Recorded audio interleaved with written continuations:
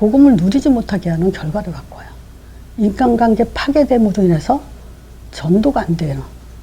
파괴시키게 돼 있죠. 그래서 고린도전서 9장 27절에 바울이 얘기를 했어요. 전도자 바울이 뭐라 그랬냐. 내가 내 몸을 줘서 복종케 하면 내가 남에게 전파하는 후에 자기가 도리어 버림이 될까 두려워한다.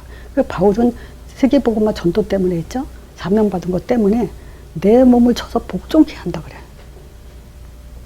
여기에 올인하면서 여기에 사단한테 걸리지 않도록 내 몸을 줘서 복종하는 그런 삶이 되지 않으면요 한계가 오죠. 또 자, 그래서 지금 신자의 삶 10계명 중에서 1계명과 4계명 너무 중요합니다. 이거는 반드시 우리가 기도 속에서 또 만남 속에서 반드시 전달해야 되고 누려야 되는 중요한 내용입니다. 근데 이거를 파괴시키는 것이 6계명이에요. 이걸 놓치게 하는 것이 사단의 통로라고 할 수 있죠. 그래서 그러지 않도록 지금 바울이 고백한 것처럼 우리 자신의 사단의 통로가 뭔지 그거를 찾아내서 거기과 멀어지는 그리고 이 복음 개인화에 힘쓰는 그런 삶이 돼야 됩니다. 자, 이거로 마치겠습니다.